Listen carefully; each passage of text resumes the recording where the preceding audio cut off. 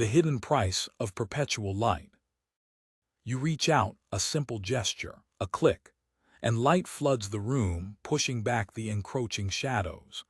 It's an act so ingrained, so instinctive, you perform it countless times without a second thought.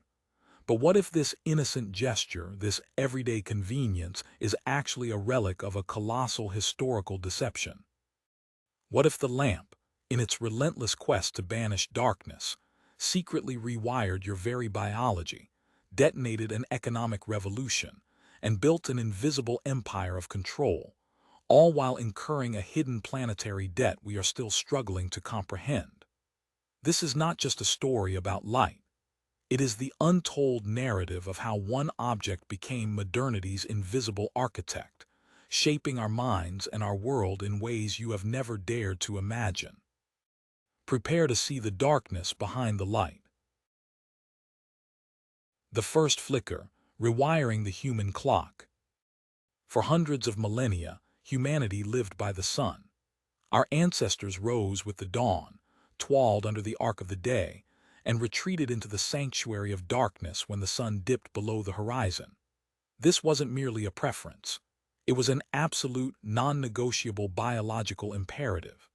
Every cell in the human body, every neural pathway in the brain, was exquisitely tuned to the rhythm of light and shadow, a precisely calibrated internal clock known as the circadian rhythm.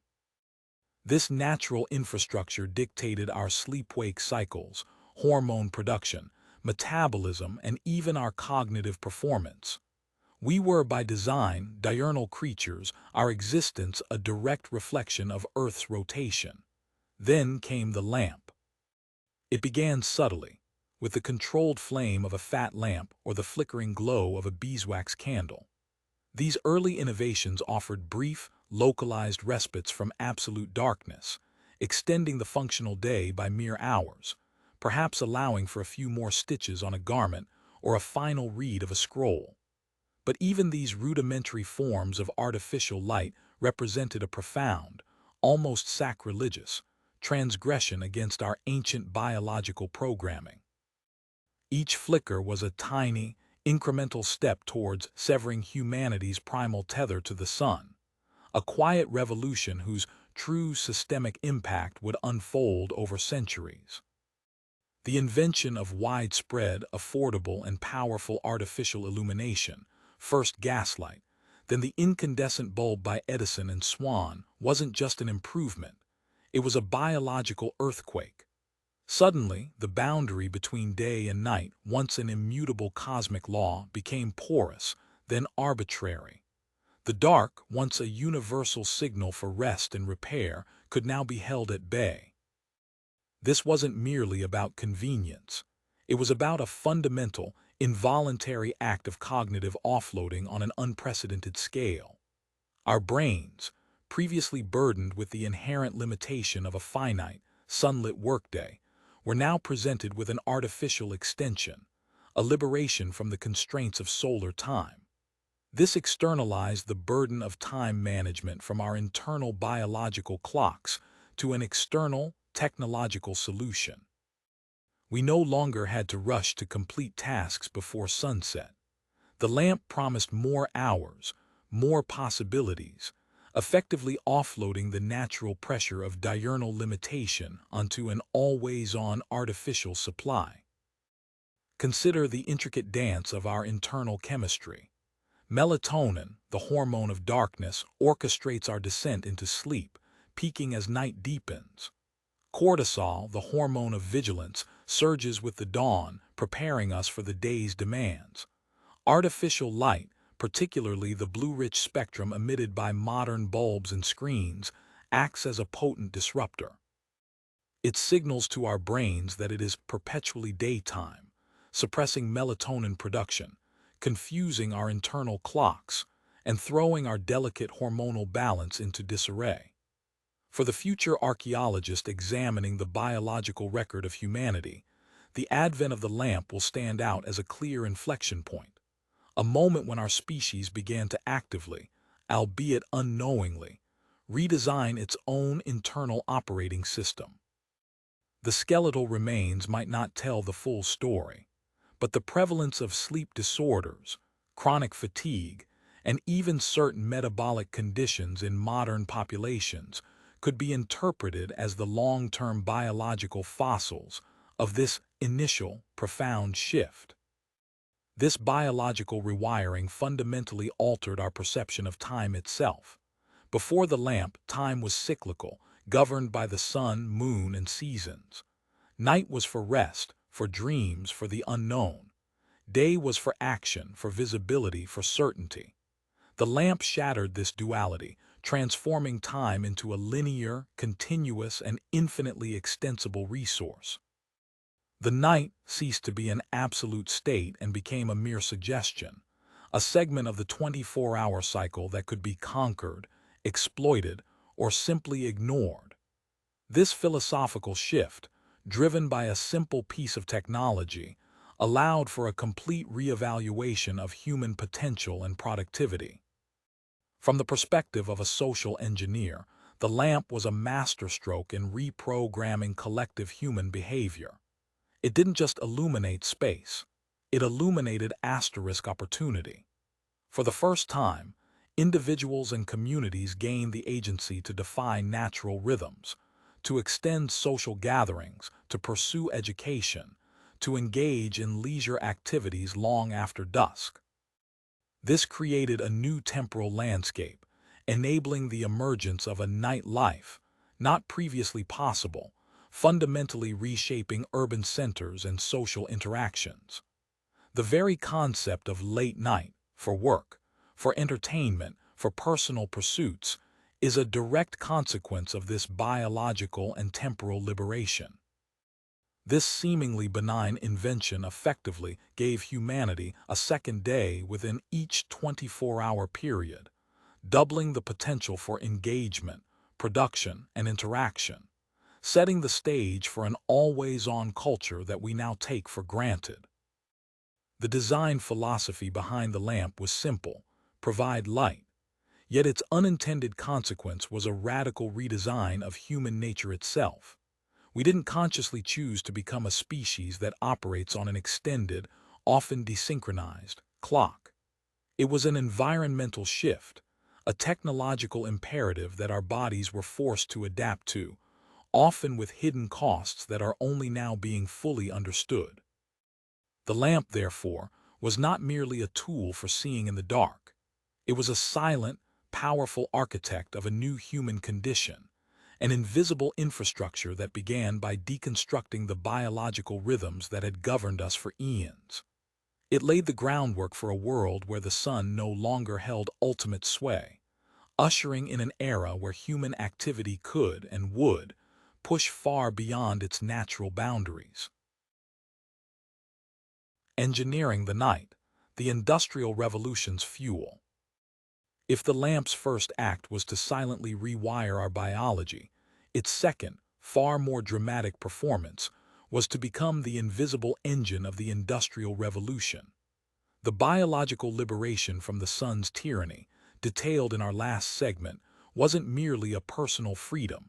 It was a societal unlock code. Suddenly, the most profound limitation on industrial output, the finite hours of natural light, simply vanished.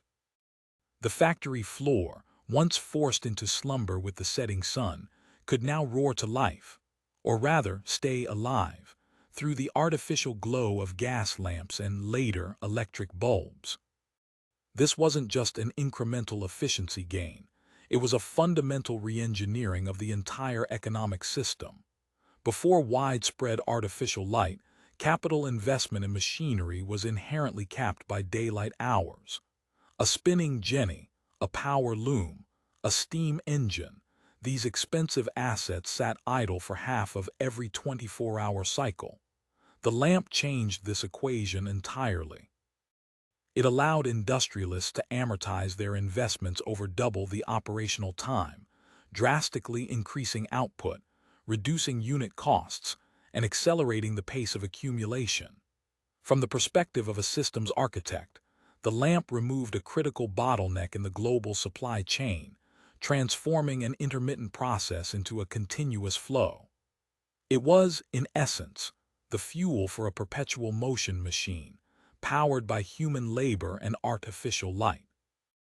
The consequences were immediate and profound. Factories began running 24 hours a day, 7 days a week. This relentless grinding pace demanded a new kind of workforce, giving birth to the night shift. For the first time, large segments of the population found their lives entirely inverted.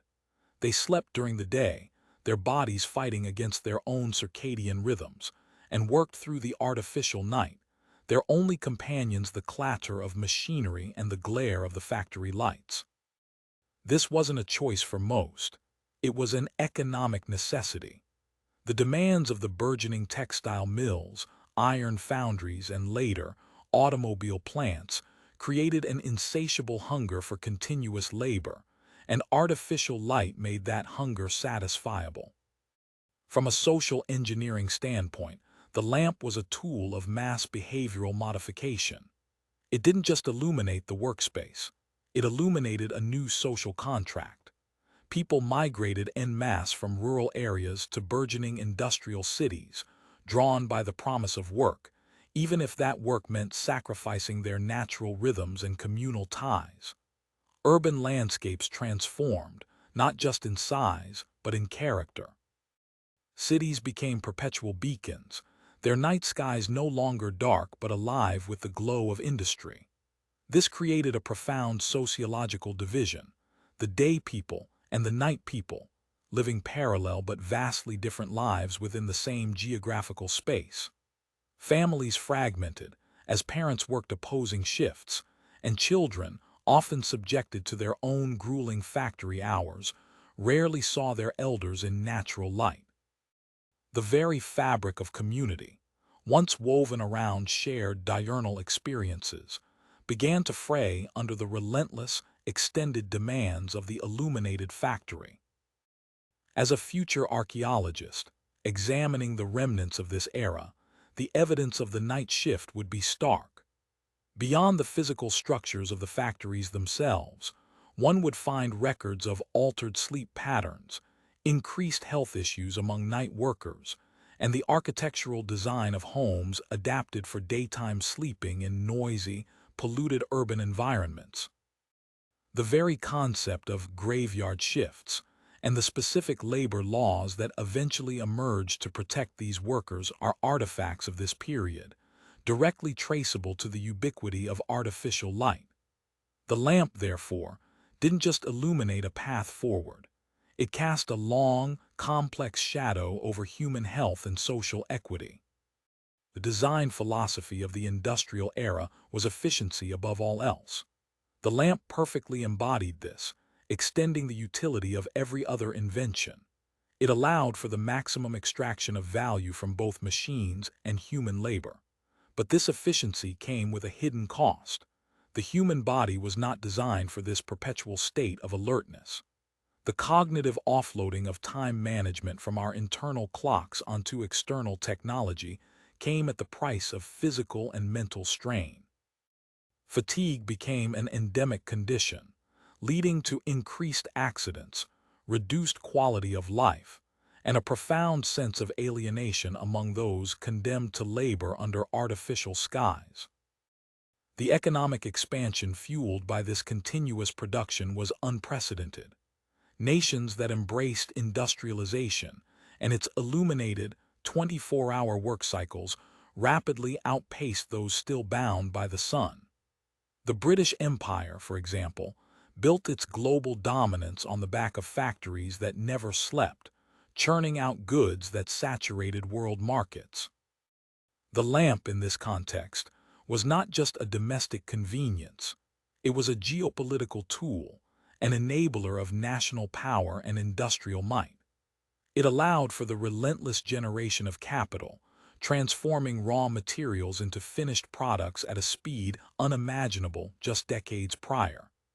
The invisible infrastructure of light, therefore, became a foundational pillar of global economic supremacy. In essence, the lamp didn't just provide light, it provided a license for perpetual motion. It allowed society to offload the natural constraints of time, pushing the boundaries of human endurance and the limits of industrial output.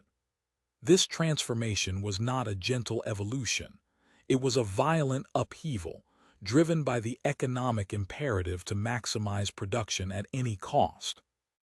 And while it laid the groundwork for modern prosperity, it also etched deep, enduring lines of social division and biological disruption into the very foundation of our illuminated world.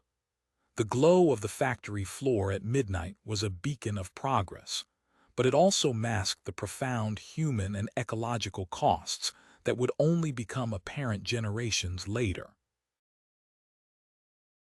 The invisible grid, powering perpetual illumination. The journey from a flickering oil lamp to the incandescent bulb, and then to the ubiquitous LED, was not a singular, isolated technological leap. Each advancement in illumination demanded a parallel, colossal innovation, the invisible infrastructure that fuels it.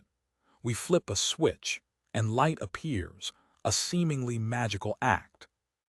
Yet behind that momentary glow lies a vast, intricate, and often brutal system that has reshaped continents, consumed unimaginable resources, and created an environmental legacy that will be deciphered by future archaeologists for millennia.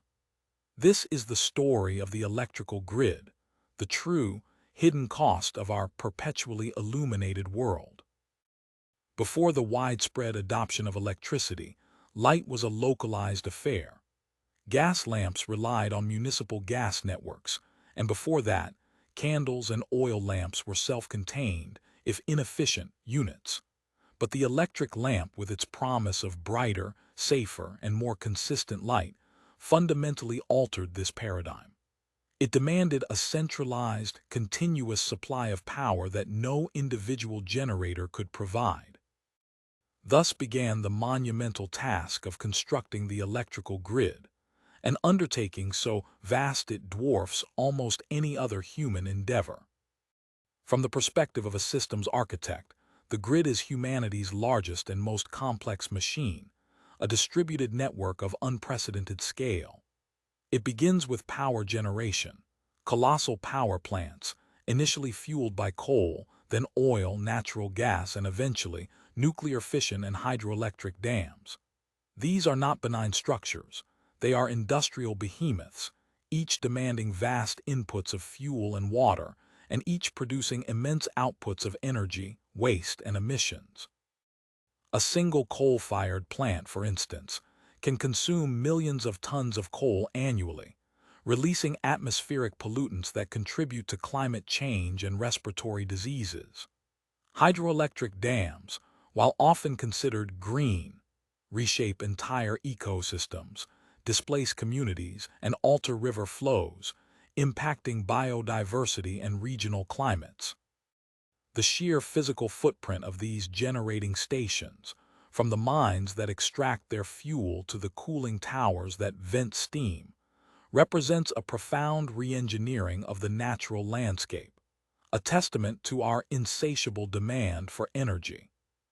Once generated, this power must be transmitted. Thousands of miles of high-voltage transmission lines, strung across towering steel pylons, crisscross continents, connecting distant power plants to urban centers. This web of wires, often dismissed as mere background noise in our daily lives, is the circulatory system of modern society. It requires vast tracts of land for rights-of-way, creating corridors that slice through forests and farmlands, impacting wildlife habitats and altering migratory patterns. Substations, humming with transformers, step down the voltage, distributing it to local communities through an even denser network of smaller lines. This entire system, from generation to transmission to distribution, operates with an almost invisible efficiency, allowing us to cognitively offload the immense complexity of its operation. We don't need to understand the physics of alternating current or the economics of load balancing. We just need to know where the switch is. This seamless convenience, however, comes at a profound and often ignored cost. The electrical grid is the ultimate invisible infrastructure, precisely because its function is to deliver an intangible electricity that is then converted into visible light. This very invisibility allows us to disconnect from its immense environmental and resource demands. We enjoy the brightly lit streets, the always-on devices, the extended workdays and vibrant night economies, without directly confronting the open-pit mines, the smokestacks, the dammed rivers, or the nuclear waste repositories that make it all possible. The design philosophy behind this system was driven by utility and efficiency, but its unintended consequence was a profound decoupling of cause and effect in the public consciousness. For a future archaeologist excavating the remnants of our civilization, the electrical grid would be a defining artifact. Its vastness, its material intensity, copper, aluminum, steel, concrete, would speak volumes about our energy demands. They would trace the pathways of our power, from the scars left by mining operations to the ghost towns created by dam projects, and the enduring legacy of pollution in ice cores and sediment layers. The grid, in its eventual decay, would represent a colossal monument to our reliance on centralized, carbon-intensive energy, a physical manifestation of our collective cognitive offloading of environmental responsibility. The construction and maintenance of this grid also represent a massive, ongoing social engineering project. It demands a specialized workforce, engineers, technicians, linemen, who operate within a highly regulated, often dangerous, environment. It requires constant innovation to manage fluctuations in demand, protect against cyber threats, and adapt to changing energy sources. The reliability of the grid is paramount, as even a brief blackout can cripple a modern city, highlighting its critical role as the backbone of our interconnected society. Our dependence on this invisible infrastructure has shaped our behavior, from how we build our homes and cities to how we schedule our lives, always assuming a constant, uninterrupted flow of power. The very concept of a 24/7 society, which began with the lamp enabling continuous factory work, is entirely predicated on the invisible, always-on nature of the electrical grid. Without this vast network, the dream of perpetual illumination and the attention economy it powers would remain just that, a dream. Every screen we gaze at, every neon sign that vies for our focus, every data center that processes our digital lives, draws its sustenance from this unseen leviathan. The lamp promised to conquer darkness, but it did so by binding us to an even larger, more complex, and ultimately more demanding system, whose true sustainability trade-offs are only now becoming glaringly apparent. We built a world of light, but in doing so, we constructed a hidden matrix of energy consumption and environmental impact that casts a long, dark shadow over our future. The attention machine, light as a weapon. Having explored how the lamp biologically rewired us, and then fueled the relentless engine of industrialization, we arrive at its most insidious transformation, its evolution from a mere tool of visibility into a sophisticated weapon in the battle for human attention. As artificial light became ubiquitous, its function shifted from simply banishing darkness to actively directing, manipulating, and ultimately commodifying our gaze. This is where the lamp, once a liberator, became a subtle, pervasive instrument of social engineering, sculpting not just what we see, but where and how our minds engage with the world. The core concept here is the attention economy. In a world saturated with information and stimuli, human attention has become the new scarce resource, arguably more valuable than oil or gold. Every app, every advertisement, every news headline is designed to capture and hold this precious commodity.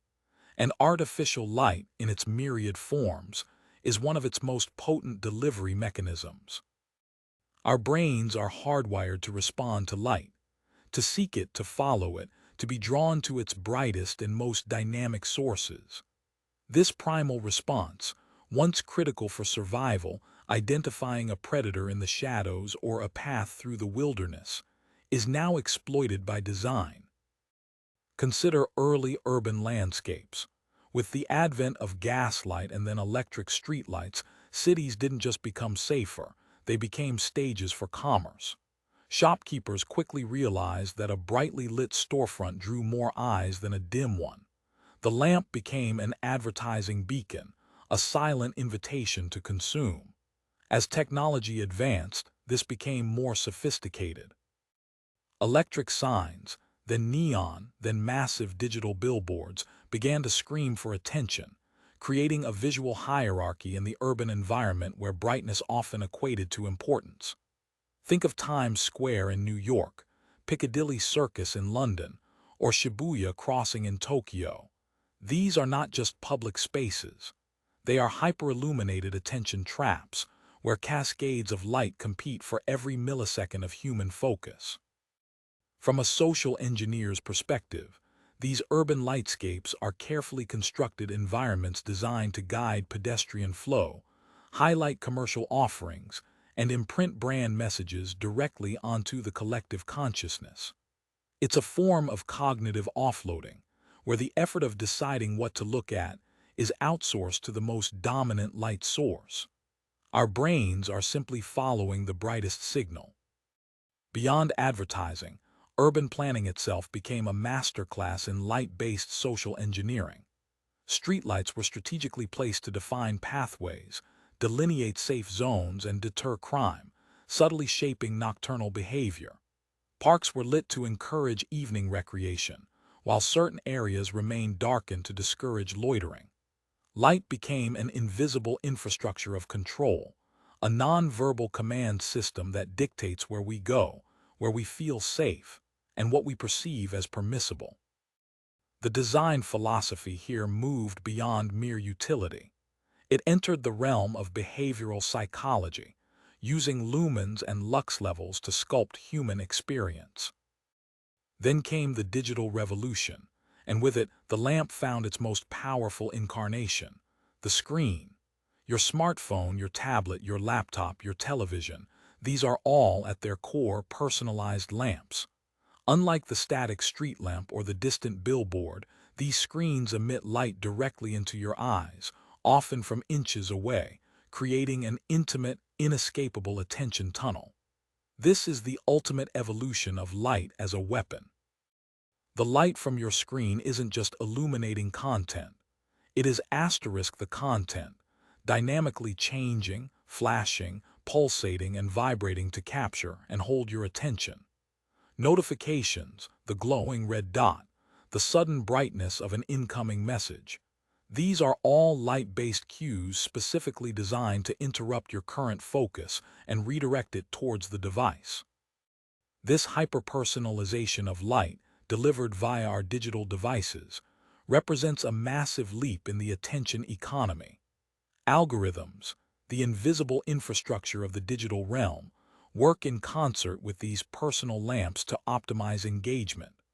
They learn what colors, what contrasts, what light patterns trigger the strongest responses in asterisk you asterisk, and they deliver them relentlessly. This creates a perpetual cycle of cognitive offloading. Instead of actively choosing what to focus on, our attention is passively guided by the luminous commands of our devices. The effort of filtering information, of prioritizing tasks, is increasingly offloaded to the algorithms that control the light on our screens, often leading to a state of constant, low-level distraction. For the future archaeologist, this era will be characterized by an unprecedented saturation of personal light sources.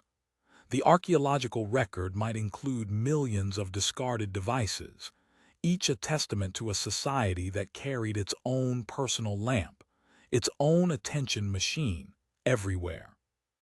They might find evidence of new physiological adaptations or maladaptations to this constant, close-range illumination, perhaps in the prevalence of myopia or the disruption of sleep patterns on a global scale. The analysis of our digital waste would reveal a civilization that not only embraced light but internalized it, allowing it to dictate their waking hours and even intrude upon their rest.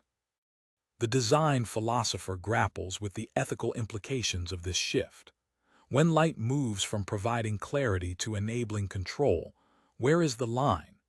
Is it ethical to design systems that exploit our inherent biological responses to light for commercial gain or behavioral modification?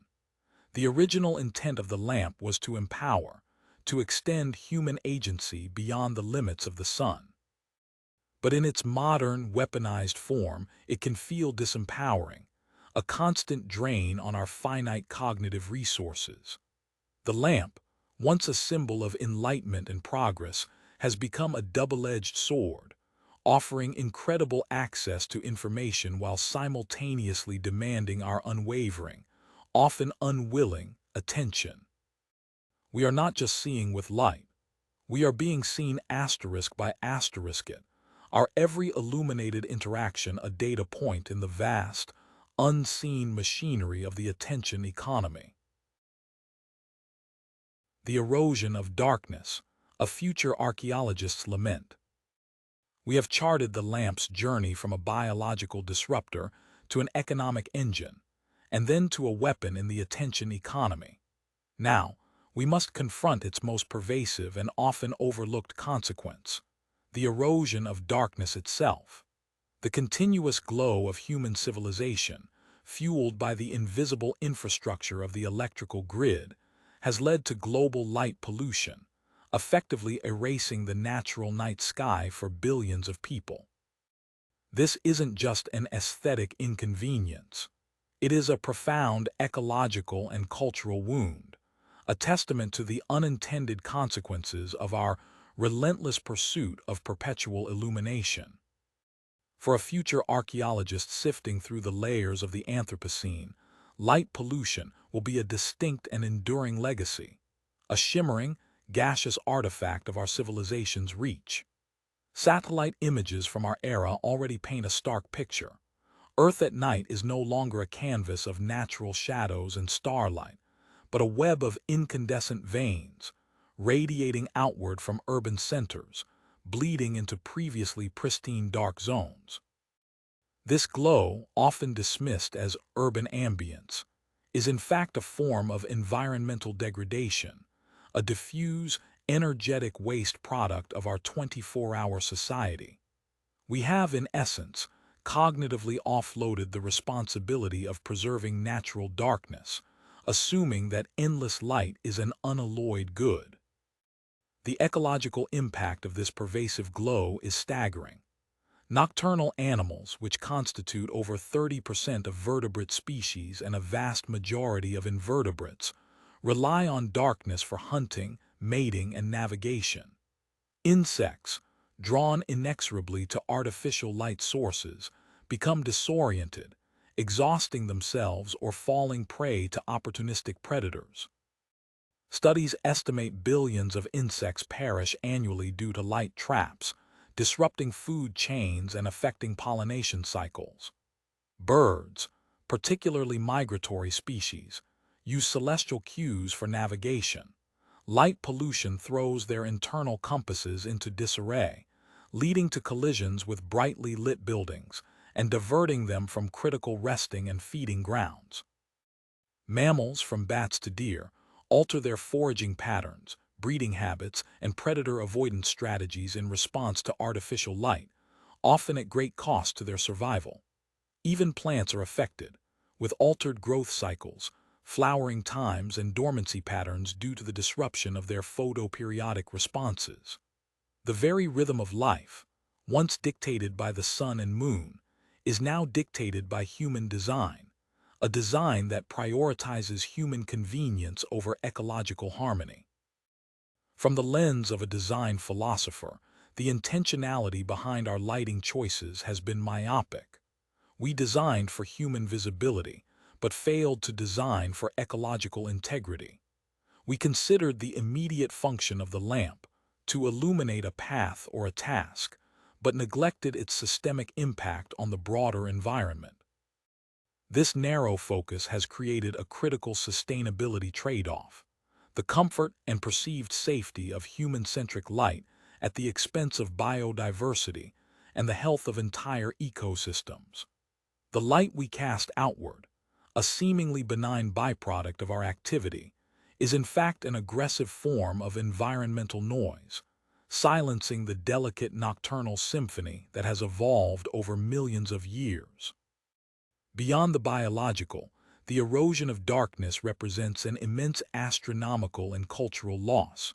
For millennia, the night sky was humanity's first laboratory, our first cathedral. It was the source of our calendars, our mythologies, our philosophical inquiries into our place in the cosmos. The stars were our storytellers, our navigators, our eternal companions.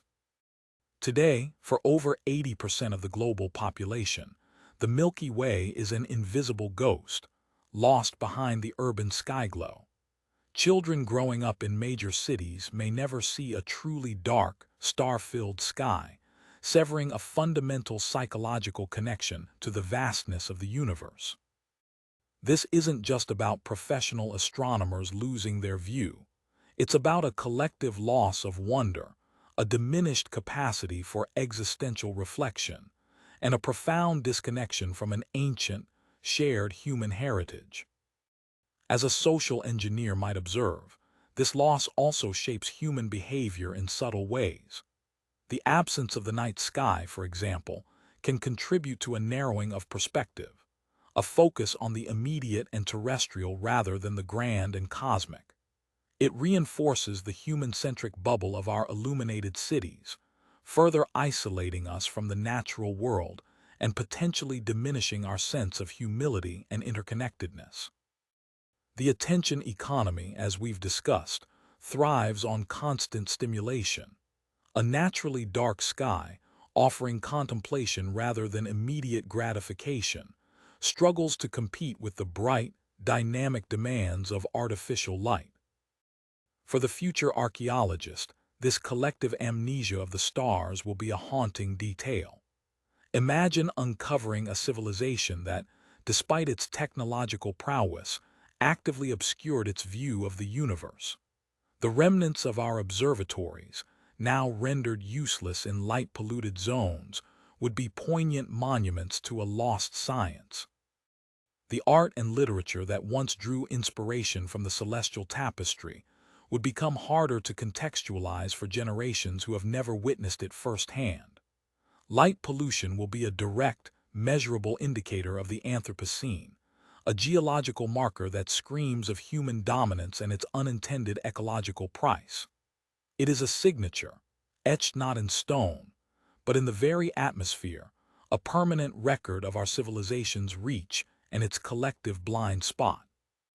The lament of the future archaeologist, therefore, is not just for the lost species or the darkened observatories.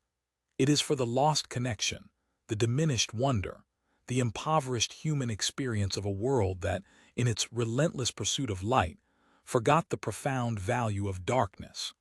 We built a world where the sun's rhythm was broken, where factories ran through the night, and where our attention was constantly captured by artificial glow. In doing so, we inadvertently extinguished a part of our shared natural heritage, leaving behind a legacy of perpetual twilight that will forever define our era. The lamp, in its ultimate triumph over darkness, ironically cast the longest, most pervasive shadow of all.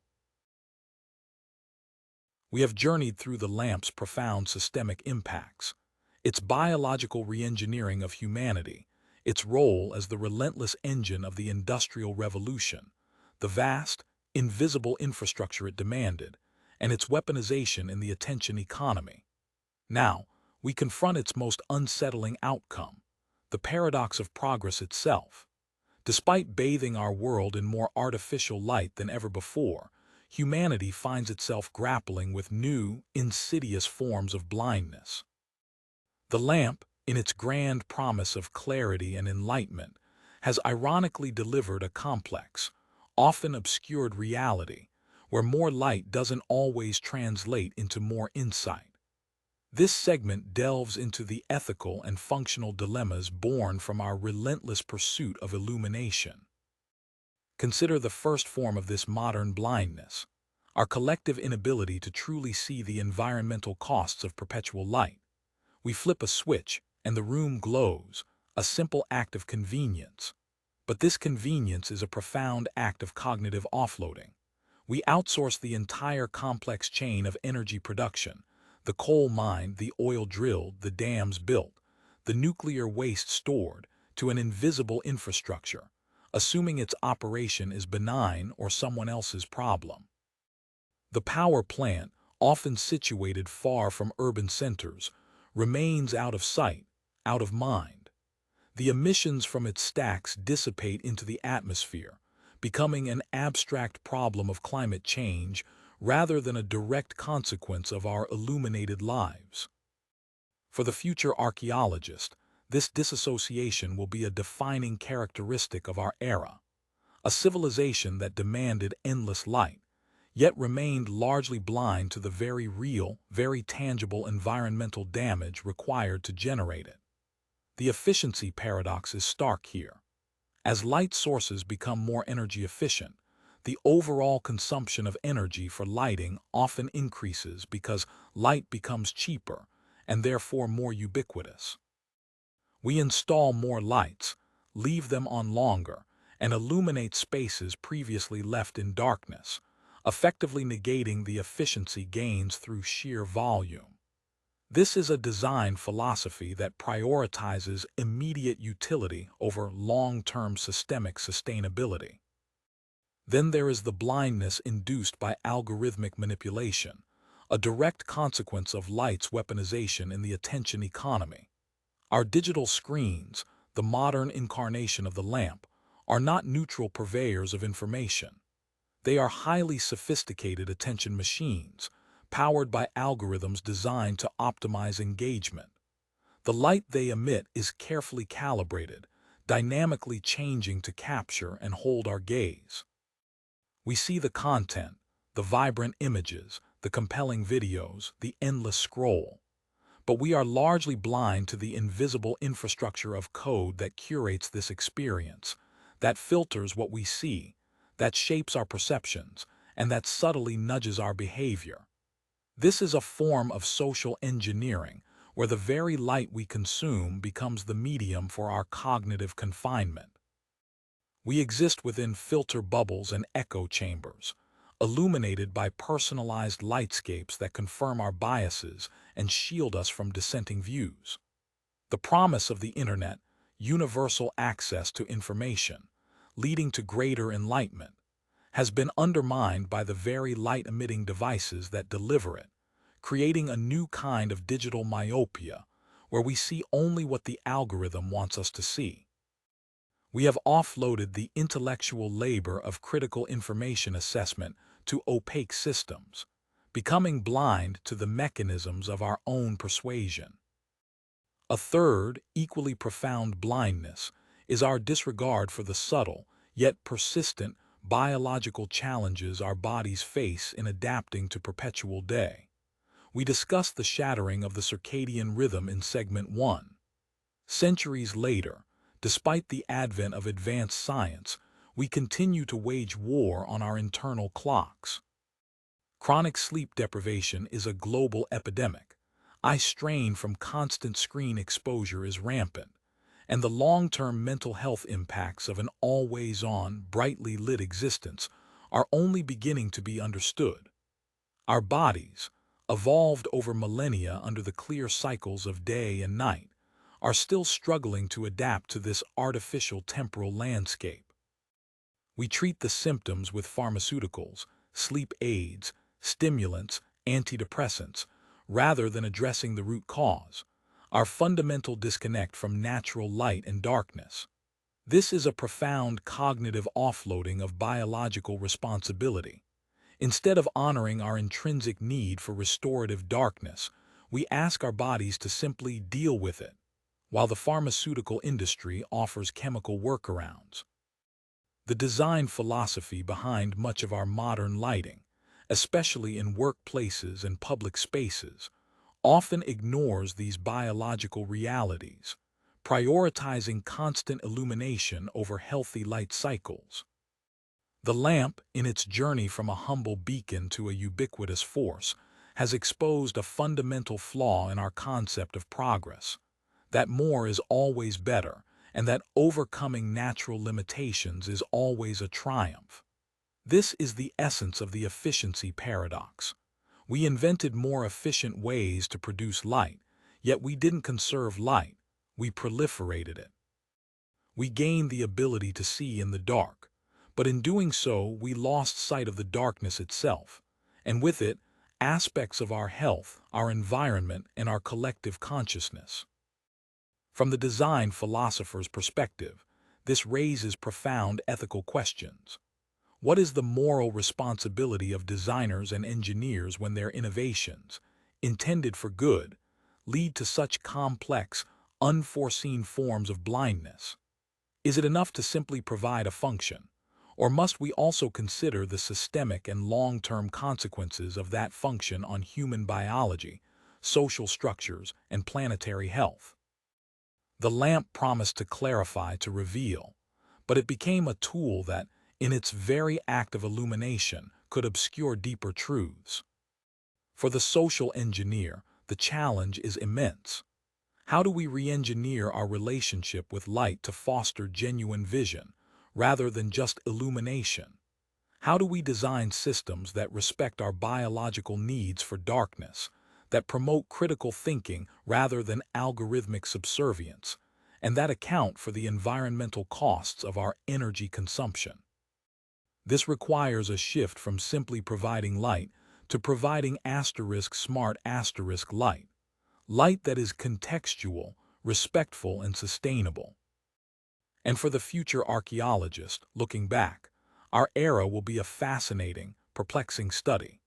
They will see a civilization that achieved unprecedented levels of illumination, yet simultaneously plunged itself into new forms of darkness, blindness to its own ecological footprint, blindness to the subtle manipulation of its attention, and blindness to the fundamental needs of its own biology. The lamp, intended to bring clarity, will stand as a monument to a species that, in its relentless pursuit of artificial light, inadvertently dimmed its capacity for true, holistic vision. This paradox of progress is our legacy, a stark reminder that sometimes, what we gain in illumination, we lose in insight. The digital glow, the lamp's latest incarnation. We have traced the lamp's monumental impact from its initial disruption of human biology and its fueling of the Industrial Revolution, to its demands on an invisible energy infrastructure and its weaponization in the battle for our attention. But the story of artificial light does not end with the incandescent bulb or the neon sign. It has undergone its most profound, intimate, and pervasive transformation yet, evolving into the very screens that dominate our modern lives. From the vast, communal glow of a city to the hyper-personalized light emitted inches from your face, the lamp's latest incarnation is the digital glow, extending its influence into always-on, individualistic environments. Consider the journey. From a distant fire to a fixed gaslight, then a static electric bulb illuminating a room, to a portable flashlight, and now to the dynamic, interactive, and endlessly customizable light source in your pocket. Your smartphone, tablet, laptop, and television are not merely devices. They are, fundamentally, modern lamps. They are the primary way billions of humans now interact with artificial light, creating an unprecedented fusion of illumination, information, and personal identity. This shift represents a massive leap in cognitive offloading. We no longer just offload the need to see in the dark. We offload our memory, our navigation, our social connections, and our entertainment onto these glowing interfaces. The screen, as a lamp, is not just illuminating a space. It is illuminating a personalized universe of data and experiences, meticulously curated by algorithms. This hyperpersonalization of light is a defining characteristic of our era. Unlike the shared, public light of a streetlight, the light from your screen is yours alone, tailored to your preferences, your data, and your engagement patterns. The colors, the brightness, the refresh rates, all are designed to optimize your interaction, to keep your attention locked. From the perspective of a social engineer, this is the ultimate evolution of light as a tool for behavioral influence. The lamp has moved beyond simply directing our gaze in a public square. It now orchestrates our individual cognitive landscapes, guiding our thoughts, emotions, and actions through the subtle manipulation of light and information. The blue light emitted by these screens, for instance, is a highly effective, if biologically disruptive, signal to our brains that it is still daytime, further exacerbating the circadian rhythm disruption we discussed earlier. This is not accidental. It is a design choice, often made for clarity and vibrancy, without fully accounting for the systemic biological impact. This constant, personalized glow has profound implications for the blurring lines between work and rest. The night shift of the Industrial Revolution, once confined to factories, has now gone mobile. With a glowing screen in hand, the office is always open, emails can be checked at midnight, and projects can be reviewed in bed. The lamp, in its digital form, has erased the temporal boundaries that once demarcated professional and personal life, creating an expectation of perpetual availability. This is a powerful form of cognitive offloading for employers and clients, who can now expect responses at any hour. But it places an immense burden on the individual, whose internal clock and need for restorative darkness are constantly overridden by the luminous demands of their device. The invisible infrastructure supporting this always-on environment is not just the electrical grid, but the global network of fiber optics, data centers, and server farms that power our digital lamps, consuming vast amounts of energy to maintain this constant state of illumination and connectivity. Furthermore, the digital glow blurs the lines between public and private. In public spaces, individuals retreat into their personal illuminated worlds, creating silent, disconnected crowds. On a train or in a cafe, each person is bathed in the unique light of their own screen, physically present but cognitively distant. Conversely, these personal lamps also broadcast our private lives into public view, sharing images, thoughts, and locations with a global audience.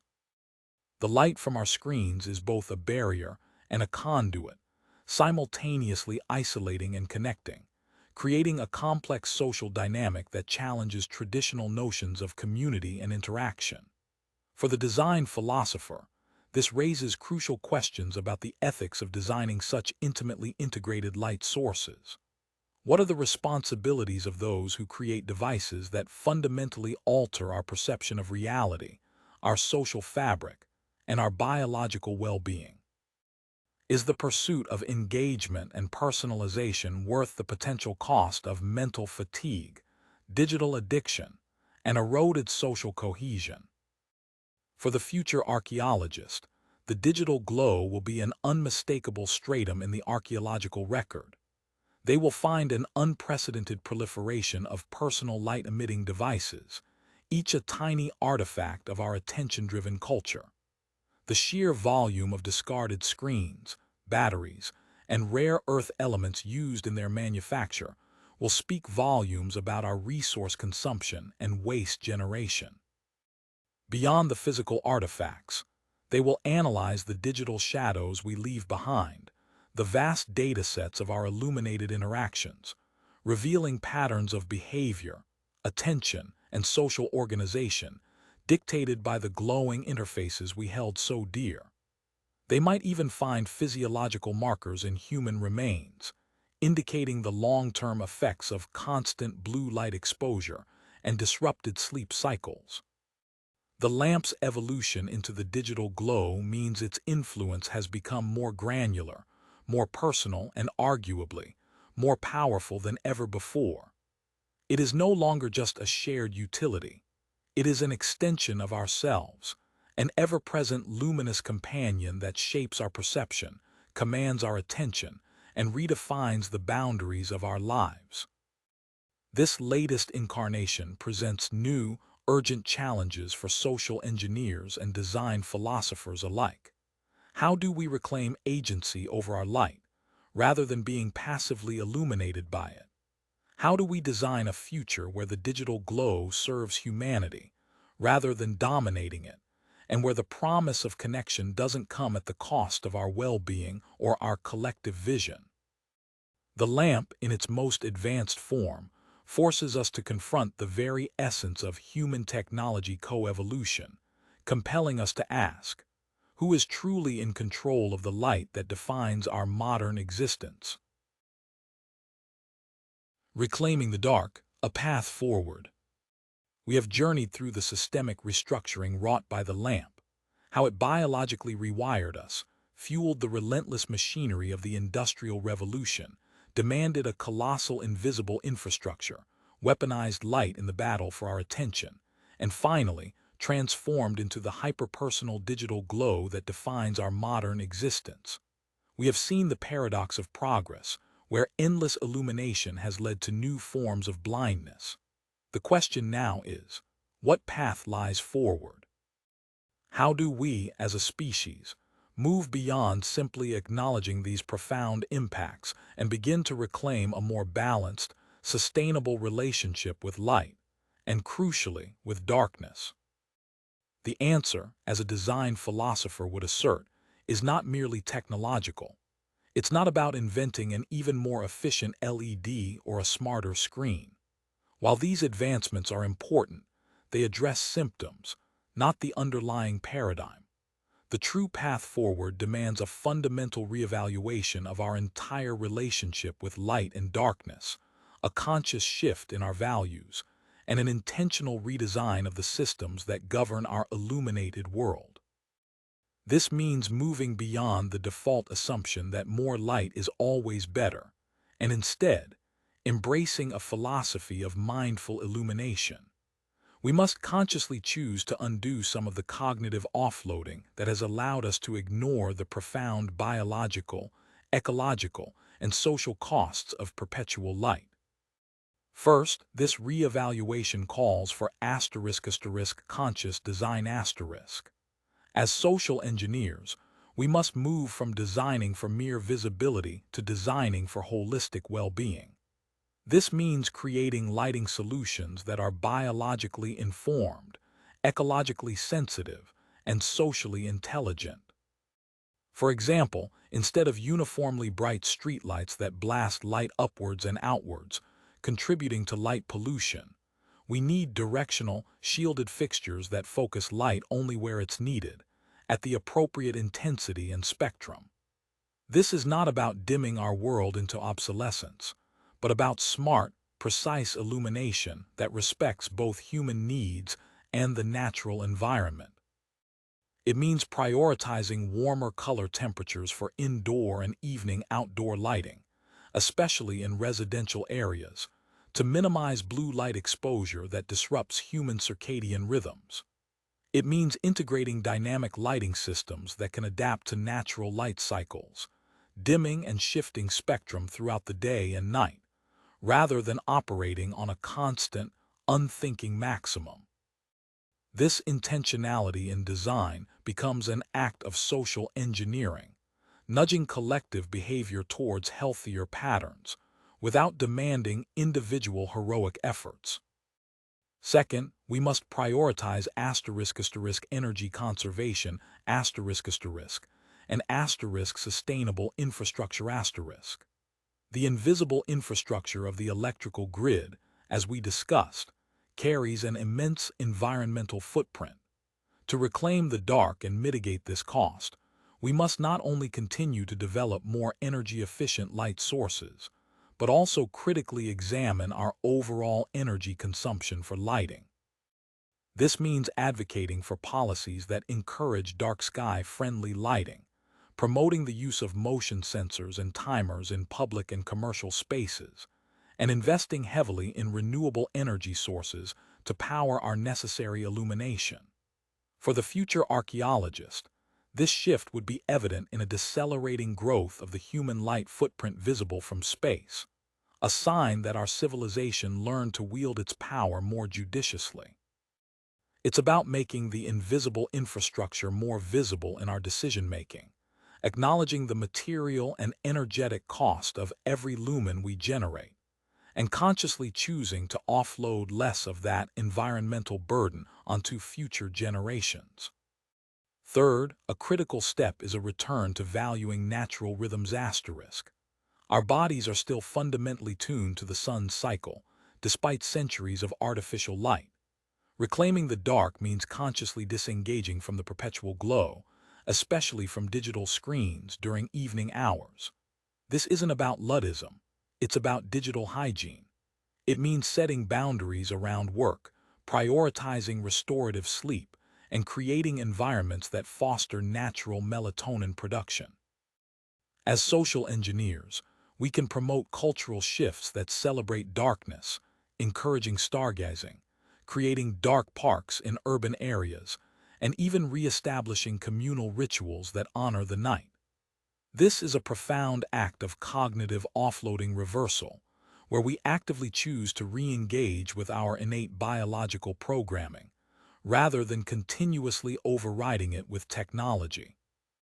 The design philosopher would argue that truly enlightened design does not seek to conquer nature, but to harmonize with it. Ultimately, this path forward is about finding balance.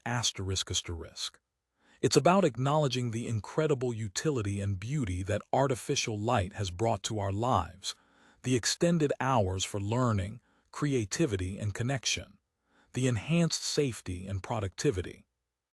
But it is equally about confronting the deep, often hidden costs of perpetual illumination, the biological disruption, the ecological damage, the commodification of our attention, and the new forms of blindness we have inadvertently cultivated. For the future archaeologist, our choices today will define our legacy. Will they uncover a civilization that, in its boundless ambition to conquer darkness, inadvertently extinguished its own connection to the cosmos and its own biological well-being? Or will they find evidence of a species that, after a period of intense experimentation, learned to wield the power of light with wisdom, respect, and a profound appreciation for the essential value of darkness? The lamp, this seemingly simple object, holds immense power. It has shaped our world, our bodies, and our minds in ways we are only just beginning to grasp. Reclaiming the dark is not about turning off the lights and retreating into the past.